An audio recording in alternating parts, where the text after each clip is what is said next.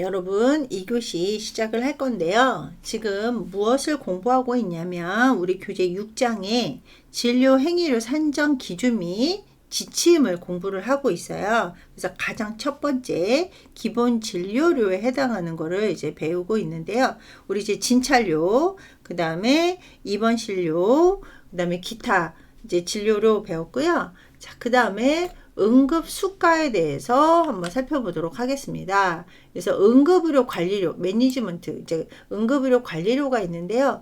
얘 같은 경우는 그 응급의료에 관한 법률에 의거 해가지고 우리 보면 중앙응급의료센터, 권역응급의료센터, 전문응급의료센터, 지역응급의료센터, 지역응급의료기관 이렇게 있었잖아요. 그럼 이제 센터라든지 기관에 온 환자 중에 첫날 초일에 한해서 이렇게 응급의료 관리료를 산정을 할 수가 있어요. 근데 얘 같은 경우는 이제 진찰료하고 같이 산정을 할 수 있는데 얘는 적용되지 않는다. 종별 가산율이라든지 야간 가산율 이런 것들은 이제 적용되지 않는다라는 거 이제 기억하고요.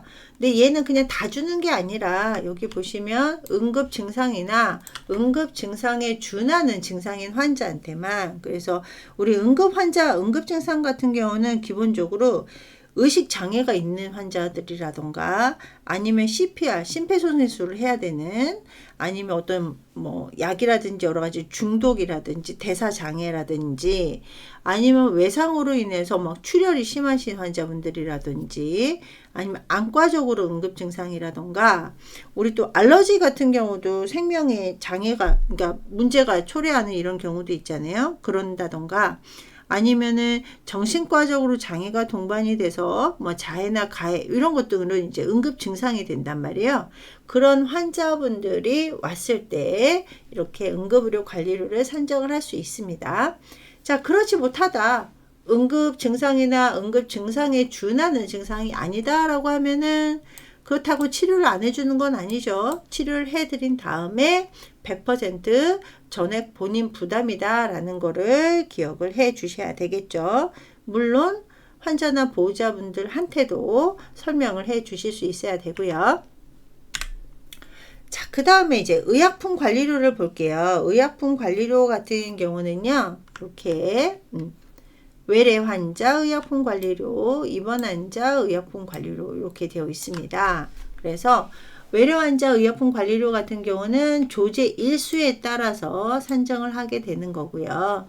자, 그 다음에 입원 환자 같은 경우는 투약 일수에 따라서 이렇게 산정을 하게 되어 있습니다.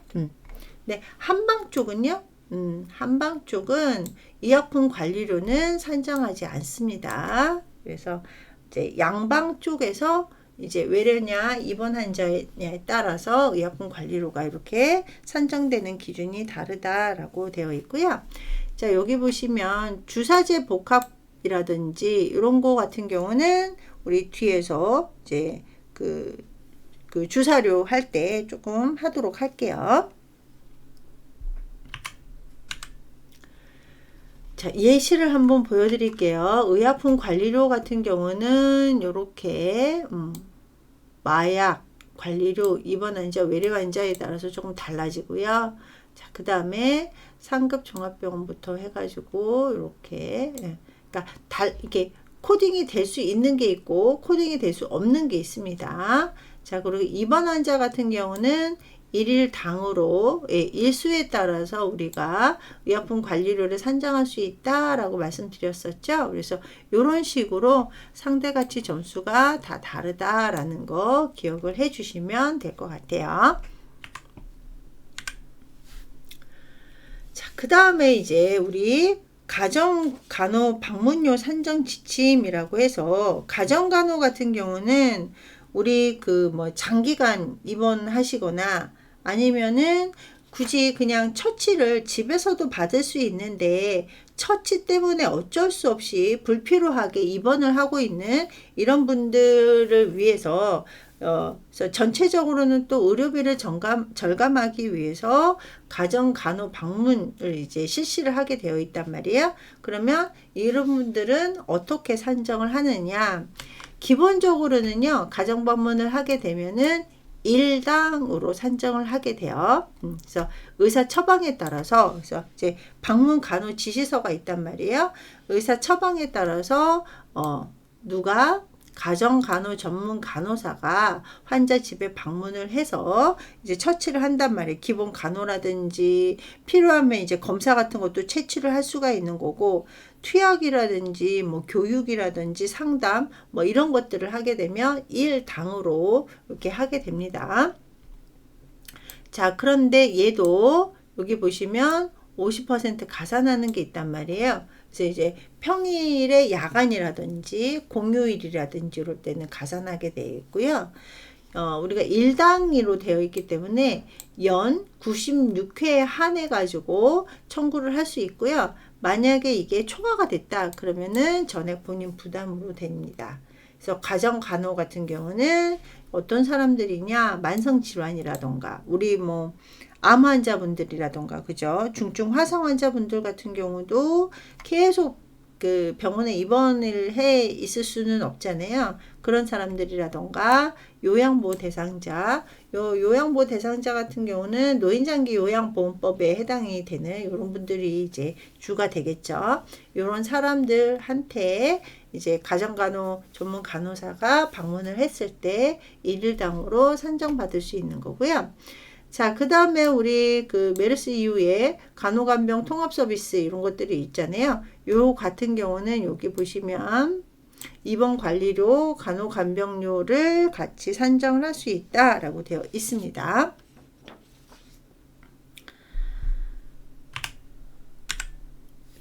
여기까지 해서 이제 기본 진료를 했고요. 두 번째, 검사료, 영상의학 진단료, 방사선 치료료에 대해서 살펴보는 시간을 가질게요. 이 검사료 같은 경우는 여기 보시면 질병을 진단을 하거나 아니면은 질병의 경과를 확인하기 위해서 몸의 조직이나 검사물 이런 것들을 채취해서 검사하는 이런 것들을 검사료라고 해요. 그래서 검사 같은 경우는 기본적으로 혈액 검사가 있고 소변 검사가 있고 또 몸의 기능 상태를 검사하는 기능 검사가 있고 내시경으로 하는 검사가 있고 조직 검사가 있습니다. 이런 것들을 했을 때 검사료를 청구를 할 수가 있는데요. 자, 검사료 산정 지침을 보시면 우리 만약에 검사하는 대상 기관이 그러니까 양측이 되어 있는 게 있잖아요. 뭐 예를 들어서 눈 검사라든지 뭐 우리 몸에서 두 개 있는 거 뭐가 있을까요? 뭐 콩팥이라든지 뭐 난소라든지 그래서 양쪽으로 되어 있는 것들은 만약에 편측이다라는 표기가 없으면은 그냥 기본적으로 양측이다라고 이제 검사료를 산정하시면 되는 거고요. 그래서 검사할 때 우리 그 약재라든지 재료대 이런 것들은 소정 검사료에 포함이 되는 것도 있고요. 별도로 산정하는 것들이 있어요. 그래서 예를 들면 여기 보시면 별도로 산정을 해야 되는 게 인체 주입된 약재라던가 아니면은 우리 이제 부하 검사라고 해서 뭐 이렇게 뭐 스트레스 검사도 있고 운동 검사도 있고 요럴 때 사용된 약재라던가 그 다음에 이제 안기능 검사 재료라고 해서 여러 가지 들어간 재료대라던가 아니면 내시경 검사를 한 후에 이제 현상료라든지 인화지 필름값 이런 것들이 있고요. 그래서 이런 것들은 이제 별도로 산정할 수 있다라는 얘기고요. 그 다음에 여기 보시면 임상병리 종합검진료가 있고요. 그 다음에 전문의 판독료가 있어요. 그래갖고 진검의가 진단검사 의학과 전문의가 그 해당 병원의 입원 환자에 대해서 이렇게 종합적인 검증을 하고 그거에 대해서 판독 보고서를 작성을 했다라고 하면은 요것도 임상병리 종합검증료라고 해가지고 추가로 산정을 할 수가 있는데요. 얘는 한 회, 입원 한 환자의 한 회에 해당이 되고요. 이제 그 진검의가 하루에 이제 20인까지 가능하다라는 얘기고요. 만약에 이제 뭐 임상병리 검사라든지 뭐 이런 거를 할 때 전문의가 또 판독을 했다라고 하면은 10% 더 가산할 수 있다라는 얘기입니다. 자, 얘를 조금 더 자세하게 보자면 우리 검사할 때 내시경 검사를 했다. 스코피 검사를 했다. 그러면은 이제 소정 점수를 하는데 얘도 가산하는 게 있죠. 자, 보세요. 내시경 같은 경우는 이제 만 1세에서 만 6세 같은 경우는 30%를 가산을 하고요. 만약에 내시경을 하다가 바이옵시를 했어요. 생검을 했으면은 내시경 검사에서 20%를 더 가산해서 산정을 할 수가 있습니다. 그래서 내시경 같은 경우 우리 하다가 이제 뭐 폴립이 있네, 뭐가 있네, 뭐 약간 지저분하네 그러면은 의사가 이제 생검을 한단 말이에요. 그래서 그럴 때는 이제 추가로 하고요. 자, 그다음에 펑처, 천자 같은 경우는 치료 목적으로 천자를 했을 경우에는 30%를 가산할 수 있다라고 되어 있고요. 나이대도 마찬가지로 이렇게 30% 내시경하고 똑같죠. 그래서 가산할 수 있고요. 자, 그 다음에 이제 총파 같은 경우도 똑같이 이렇게 나이대 만 1세에서 만 6세 미만한테는 검사료의 30%를 가산해서 산정을 할 수가 있습니다. 그래서 우리 검사료 같은 경우는 나이대 기억하셔야 되겠죠. 만 1세에서 6세는 30%를 가산해서 산정할 수 있다라고 되어 있고요. 자, 초음파 같은 경우는요. 어떤 거는 급여가 되고 어떤 거는 비급여가 돼요. 그래서 요거는 이제 조금 더 자세하게 나중에 살펴보면 될 것 같고요. 자, 그 다음에 이제 검체 검사라고 해갖고 스페시멘 테스트라고 해서 요 검체 검사 같은 경우는 이제 피 검사 체열을 해서 블러드 컬렉션을 해가지고 우리 그 혈액 검사 같은 경우는 이제 일반 그 CBC 검사가 있고 혈액 응고 검사 있죠. PT, PTT. 그 다음에 뭐 간 기능 검사 LFT. 뭐 그 다음에 이제 뭐 바이옵시를 통해서 이제 검사를 하고 뭐 이런 것들이 있고요. 자, 그 다음에 여기 소변 검사가 있죠. 그래서 유린 어널라이시스 아니면 이제 유리널라이시스라고 해갖고 소변 검사를 하는데 소변 검사는 우리 UA 해갖고 하게 되죠. 그래서 뭐 그 당이 나오냐 단백이 나오냐 아니면 뭐 혈액이 나오냐 뭐 이런 식으로 해갖고 소변 검사를 하게 되고요. 또 스투 익자미네이션 대변 검사를 하게 돼요.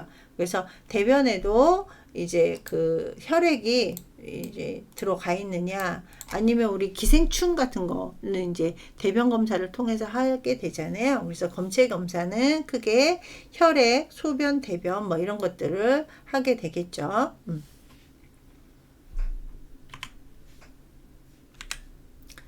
자, 여기 랩지가 있어요. 그래서 녹십자 랩지를 이렇게 해봤는데 검사 의뢰서 같은 경우는 우리가 앞에서 얘기했다시피 뭐 혈액이 있었고 소변이 있었고 대변이 있었고 여기 보시면 이제 그 튜머 마커라고 해갖고 종양 표지자 검사도 있고요.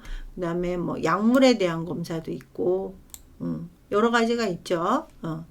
이제 뭐 자가 면역 질환에 대한 것들도 있고 그래서 만약에 이제 의사가 오더를 냈다라고 하면 이제 어떤 거다 검체 종류가 어떤 거다라는 거를 체킹을 하고 위에 있는 헤딩하는 거는 아주 기본이고요. 만약에 요 사람이 이제 뭐 의사가 이제 수틀 검사 유린 검사 아니면 이제 뭐 UA 같은 경우 루틴 UA 검사라던가 CBC 뭐 ESR 아까 얘기했다시피 PT, PTT 뭐 이런 검사를 이렇게 해놨다던가 아니면 뭐 간 기능 검사에서 이제 OTPT를 이렇게 체크를 한다던가 이런 식으로 해가지고 이렇게 검사를 이제 해당하는 거를 체킹을 해가지고 이제 의뢰를 보내면 이렇게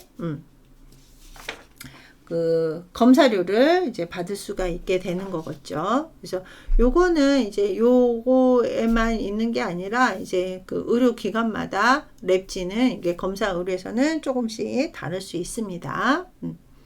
그래서 체크를 하고 이렇게 해서 이제 보내면 이제 검사실에서는 한 다음에 결과서를 뭐 예를 들어서 CBC 했고 PTPTT 했다 그러면 요 해당하는 검사 결과를 올리고 완료했다 라고 이제 코딩을 해주면 우리가 그 검사료를 청구를 하실 수가 있다라는 얘기입니다. 자, 그 다음에 영상 진단 및 방사선 치료를 볼 건데요.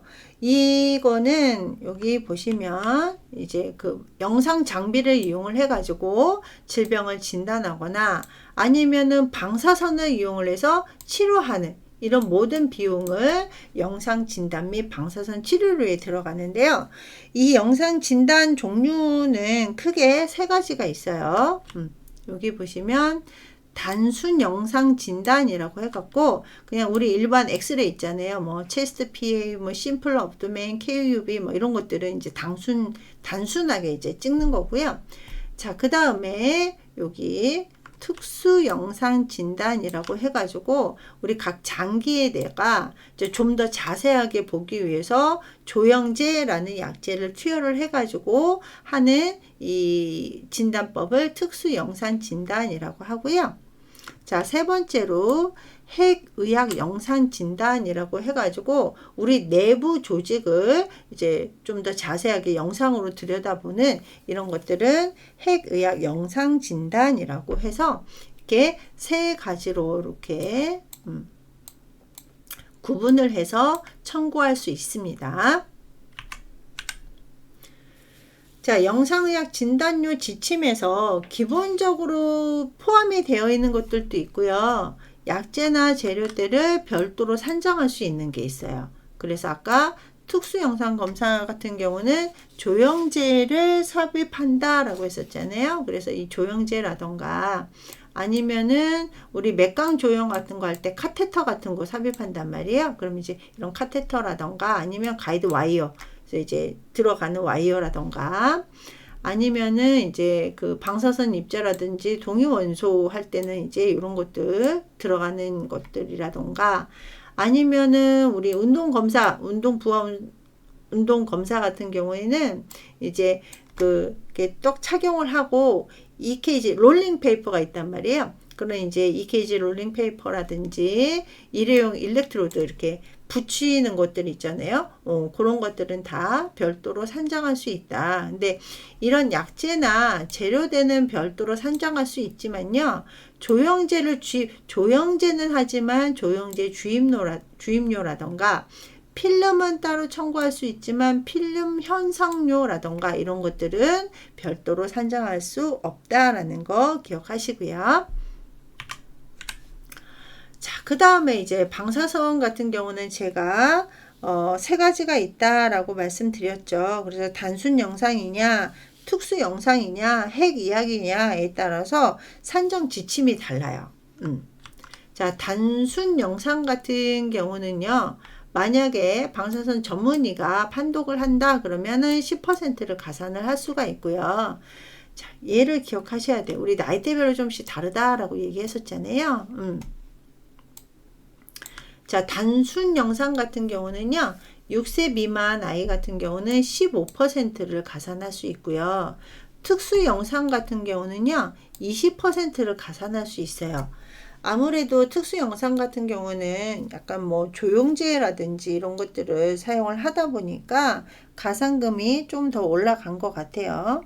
조영제 같은 경우는 아까도 얘기했다시피 이제 장기 같은 경우를 조금 더 자세히 볼 수 있도록 식도라든지 뭐 소장이라든지 이런 것들은 단순 영상으로는 이제 정확하게 보기가 어렵잖아요. 그래서 조영제를 투입을 해갖고 그 모양을 잘 확인을 할 수 있게끔 하는 거라서 이렇게 가산금이 좀 높고요. 만약에 이제 하고 나서 얘를 이제 여기 보시면 필름이라든지 이런 것들은 이제 두매부터는 50%씩 각각 가산할 수가 있다라고 되어 있습니다. 자, 그 다음에 이 방사선 특수 영상 같은 경우도요, 전문의가 판독을 했다 그러면 똑같이 10%를 가산하실 수가 있습니다. 자, 그 다음에 세 번째, 핵의학 진단료 같은 경우는요, 여기 보시면 똑같이 전문의가 판독을 했다 그러면은 10% 가산할 수 있고요. 만 6세 미만은 단순 영상하고 똑같죠. 15%를 가산할 수 있습니다. 그러니까 만 6세 미만은 기본적으로 15%를 가산을 하는데 특수 영상만 조영제라는 것들이 사용이 되기 때문에 20%를 가산한다라는 거 기억하시면 되고요. 자, 그 다음에 우리 방사선 촬영이 아니라 방사선 치료료 같은 경우는 만 1세에서 6세 미만 같은 경우 이제 방사선으로 치료를 한 경우에는 소정 점수를 30%를 가산을 할 수가 있습니다. 그러니까 검사료, 진단료하고 치료료는 다르다. 치료료는 30%다 라는 거 분명하게 기억을 해 주시면 될 것 같아요. 그래서 요 방사선은 세 가지다. 그리고 만 6세 미만의 가산 점수가 조금씩 다르다라는 거 기억하세요. 자, 그 다음에 이제 투약 및 조제료를 살펴볼게요. 투약 및 조제료는 아무거나 할 수 있는 건 아니고요. 의사 처방에 따라서 의약품이 경제적이어야 되고 안전적이어야 되고 효과가 있어야 되겠죠. 그래서 이런 경제성, 안전성, 유효성을 고려한 약에 대한 비용이라든지 그 약을 조제하는 비용을 모두 포함을 해가지고 우리가 이 투약 및 조제료를 산정을 할 수가 있습니다. 그래서 산정을 할 때도 요거 다 정해져 있는 거를 이제 준수를 할 수 있어야 되겠죠. 자, 투약 및 조제료를 이제 산정을 할 때 산정에 포함이 안 되는 것들은 여기 보시면 그 투약 시 사용된 용기, 그래서 뭐 예를 들어서 연고를 이제 뭐 예를 들어서 10g, 20g 줬을 때 거기에 해당하는 연고 꽉 있잖아요. 뭐 그런 거라든지 아니면은 투약병이라든지 포장지, 우리 뭐 3일분, 4일분 할 때 그 포당 그 포장을 하게 되잖아요. 뭐 그런 거는 이제 다 포함이 되어 있기 때문에 별도로 산정할 수 없다라고 되어 있습니다. 자, 여기 보시면 외래 환자의 조제 복약 지도료 같은 경우는 이게 약사, 네, 그래서 의사 처방에 의해서 약사가 조제실에서 투약했을 경우에는 따로 산정을 할 수가 있고요. 네. 자, 그 다음에 여기 소정 점수의 50%를 또 이제 그 제재를 한 경우, 그래서 이제 그 이렇게 여러 약을 합쳐가지고 제재를 한 경우에는 50%를 이렇게 별도로 산정할 수 있다라고 되어 있습니다. 자, 그 다음에 우리 투약 및 조제료에서 퇴원 환자, 외래 환자, 입원 환자에 따라서 조금씩 달라지게 되어 있습니다. 퇴원 환자 같은 경우는 입원했다가 퇴원하시는 분들은 퇴원 다음 날부터, 당일이 아니라 다음 날부터 이제 산정할 수 있고, 이제 약의 그 숫자, 약제 숫자나 투약량은 이제 불문을 하게 되어 있죠. 그래서 딱 산정이 되어 있고, 자, 그 다음에 내복약 같은 경우는요, 1회당 만 1세하고 6세 미만 사이 아이들은 30%를 가산할 수가 있다라는 거 기억하시고요. 외래 환자 같은 경우는 여기 보시면 그 동일 환자에게 하루에 2번 이상 처방 조제를 하셨다고 하더라도, 그러니까 예를 들어서 뭐 내과, 외과 두 군데에서 그 외래를 받고 진찰을 받고 두 군데에서 이제 그 약을 처방을 받았다라고 하더라도 조제료는 한 번만 산정할 수 있다라는 얘기고요. 입원 환자 같은 경우는 입원 기간 중에 투약된 경우에 산정을 할 수 있다. 그래서 요 나머지 것들 뭐 약의 뭐 숫자, 뭐 내복량, 외용량, 투약량, 뭐 진료 과목 수 이런 것들은 다 불문을 하고 입원 기간 중에 이제 일당으로 이렇게 산정을 할 수 있다라는 얘기고요. 또 이거 말고도요, 우리 퇴정방지 의약품 사용 장려비라는 게 있어요. 그래가지고 이제 많이 쓰지는 않지만 얘가 없어졌을 때 약간 이제 곤란하신 환자, 질병에 대한 것들은 그 사용 장려비를 좀 주겠다. 그래서 이거를 별도로 산정을 해가지고 의료기관에서 산정할 수 있는 겁니다. 그래서 이런 것들도 우리 그 투약 및 조제료에 이제 가산할 수 있는 것이고요. 자, 그 다음에 이제 주사료를 살펴볼게요.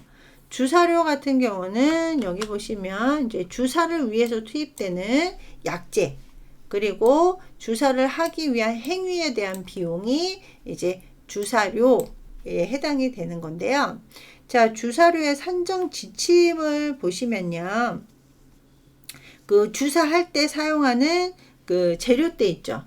그래서 일회용 주사기라든지 주사침이라든지 나비침, 정맥내 유지침이라고 해가지고 이 정맥내 유지침 같은 경우는 여기 보시면 실구입가로 인해서 이제 별도 산정을 하기도 하여.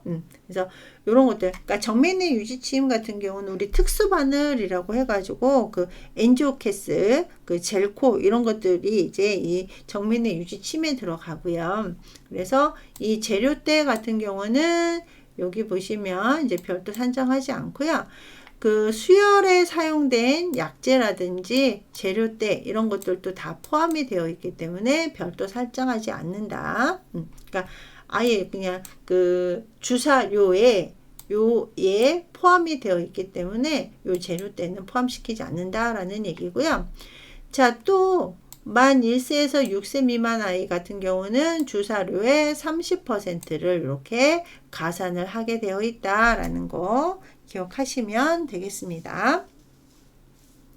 자, 그런데 이렇게 주사료 같은 경우는 우리 조금씩 이렇게 구분이 되는데, 근육 주사 같은 경우는 이제 그 주사를 몇 개 맞았든 상관없이 외래 같은 경우는 그 행위료를 하루에 한 번, 입원 환자분들 같은 경우는 그 주사 개수에 상관없이 하루에 2번 산정할 수 있게 되어 있고요. 그 근육주사 IM 같은 경우는, 그 다음에 IV, 그 정맥주사 같은 경우는 하루 당으로 산정을 하게 되는데, 얘가 이제 그 IV, 그러니까 정맥 주사가 되겠죠. 그런 거는 이제 일일당 산정하게 되는 거고요.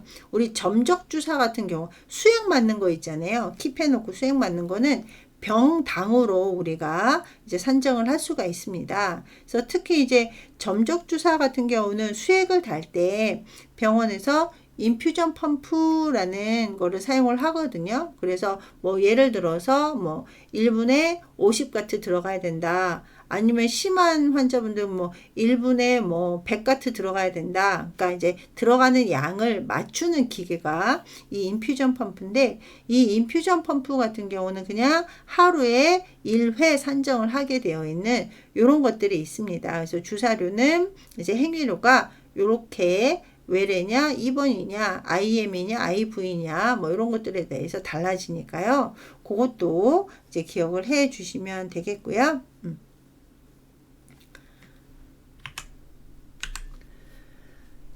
그 다음에 이제 우리 검체 검사, 소변 검사, 그 다음에 이제 검체 검사 종류를 마지막으로 한 번 더 살펴보고 마무리를 하도록 하겠습니다.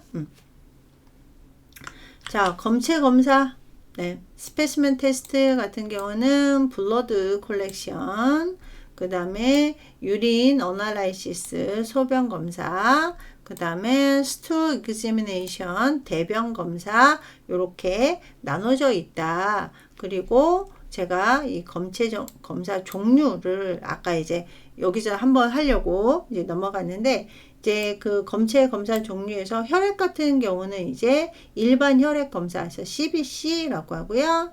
혈액 응고 검사는 PT, 그 다음에 이제 케모, 그래서 이제 각종 이제 그 해당하는 검사가 들어가고요.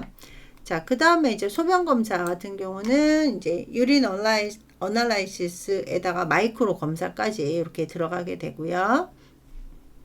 이제 대변 검사 있고 면역 검사라는 게 있어요. 그래서 면역력이라든지 조직학 검사, 그 다음에 여기 보시면 유전자 검사라든지 염색체 검사 이런 것들도 다 그 검체 검사에 들어간다. 그리고 혈액은행에서도 검사를 하죠. 뭐 혈액형이라든지 여러 가지, 그래서 혈액에 관계된 이런 것들을 검사를 하는 것도 이 검체 검사 종류에 들어간다라는 거 조금 기억을 해 주시면 될 것 같아요. 자, 그래서 오늘은요 이렇게 진료 행위료에 대한 산정 그 지침을 살펴봤는데, 가장 기본적인 기본 진료료에 대해서 살펴봤었고, 그 다음에 이제 그 영상의학 진단료, 그 다음에 그 주사료에 대해서 살펴보는 시간을 가졌습니다. 그래서 얘 같은 경우는 우리가 이제 심사 청구할 때 아주 기본적으로 익혀야 되는 것들이잖아요. 그래서 얘는 자꾸 반복해서 학습을 해 주시기 바랍니다. 자, 오늘도 수고하셨습니다. 자, 그러면 저는 다음 주에 만나요.